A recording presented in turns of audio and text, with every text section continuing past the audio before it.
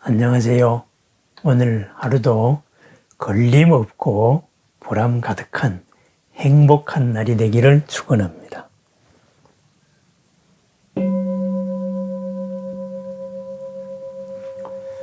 생각하고 살까요? 아니면은 생각당하고 살까요? 생각할까? 생각당할까? 오늘 살펴볼 이야기입니다.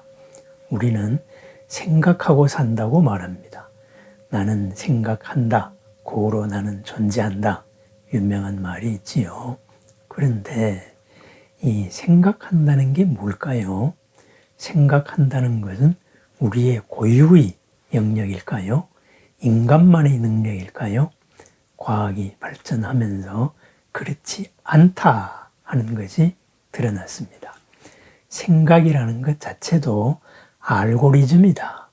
이렇게 파악이 되었습니다. 결국은 우리가 어떤 문제를 해결하기 위한 여러 가지 명령을 하든가 여러 가지 절차라든가 여러 가지 분석 과정 이런 것을 통합해서 이루어진 순서적인 절차 이것을 알고리즘이라고 말합니다. 그래서 우리가 생각한다. 이것 또한 생각의 과정을 분석을 해보니까 주어진 어떤 정보에 의해서 어떠한 방향으로 이러이러한 틀에 의해 가지고 바로 결론을 도출하는구나. 문제를 도출하는구나. 이렇게 되어서 컴퓨터 공학이 비약적으로 발전했습니다. 그렇습니다. 우리는 지금 많은 것을 컴퓨터의 소프트웨어에 의존하고 있습니다.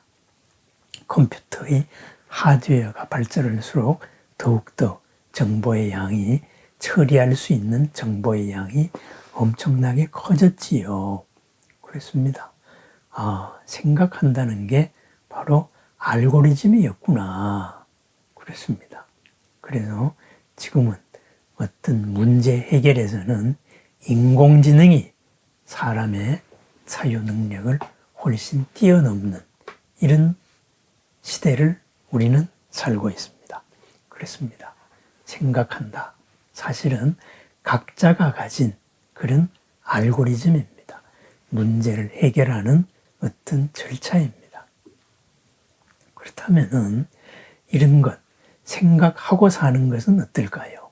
이러한 정해진 명령어, 정해진 틀, 이런 거에 의거하지 아니하고 그러한 틀에서 자유로울 수 있을 때 우리는 생각하고 살 것입니다. 그렇지만은 이런 정해진 틀을 우리가 벗어나지 못할 때에는 그런 때에는 우리는 사실은 생각한다고 생각하면서 생각당하고 살고 있을 것입니다. 어떤 사람들이 생각이나 그죠?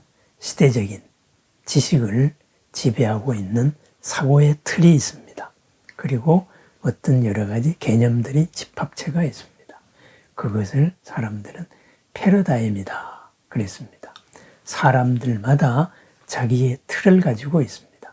그래서 이러이러하기 때문에 이러이러해야 되지 않느냐 이렇게 정당성을 주장합니다. 그래서 상대방의 그 틀을 받아들이는 순간 나는 상대방의 패러다임을 빠져나갈 수 없습니다. 상대방이 유도하는 그 답에 나는 이끌려 가야 됩니다. 내가 상대방의 종속 변수가 됩니다. 그런데 대화를 잘 하고, 그죠? 흔들림 없는 마음, 이런 사람들을 볼 때는 그대의 생각의 근거 자체의 정당성이 뭐냐? 이렇게 생각의 방식 자체를 문제 삼습니다.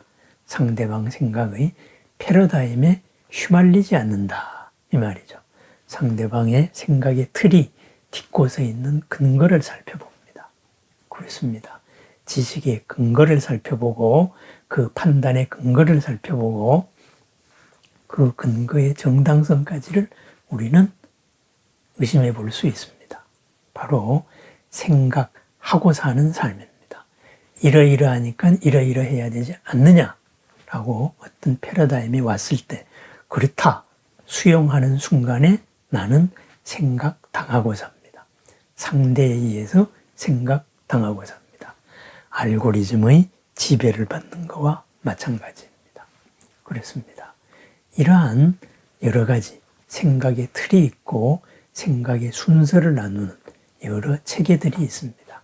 이러한 것을 또한 심리학이나 이런 데서는 스키마라는 인격적인 말로도 표현합니다.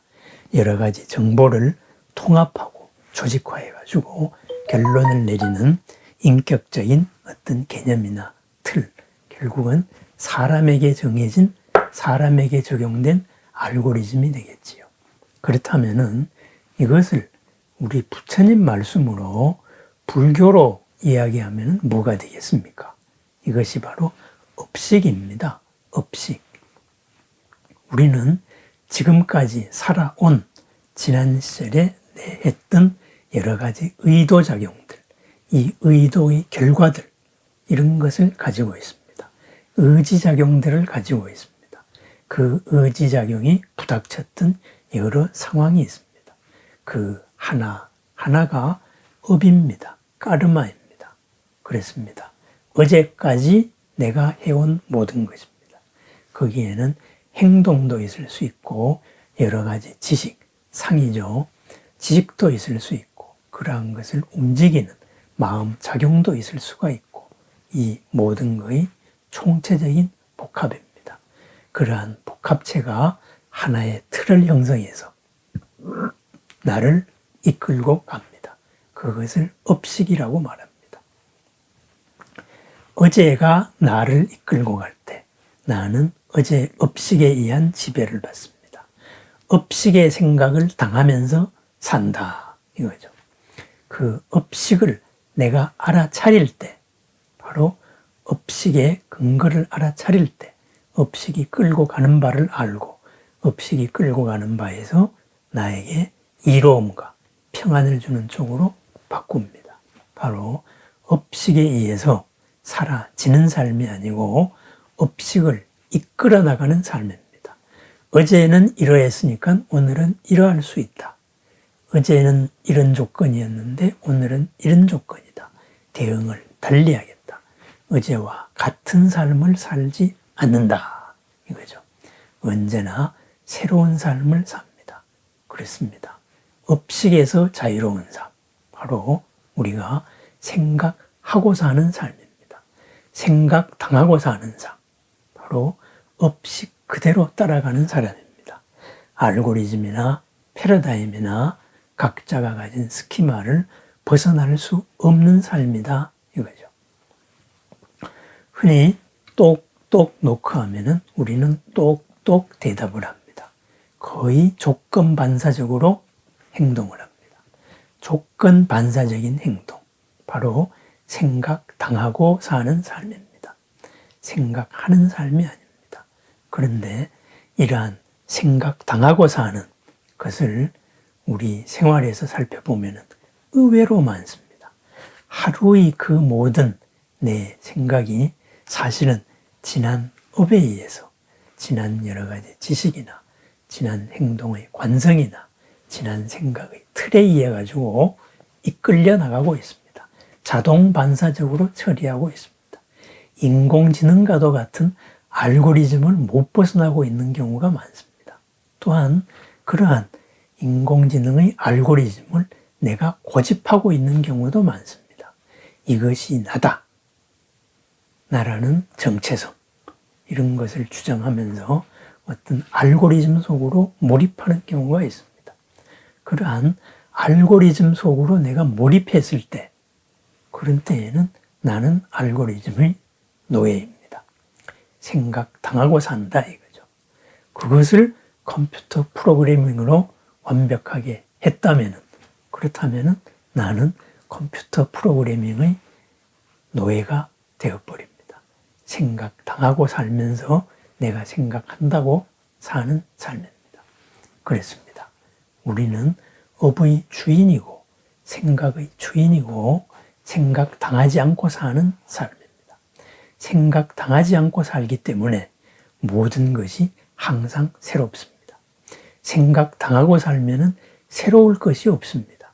정보 처리 방식이 똑같기 때문입니다.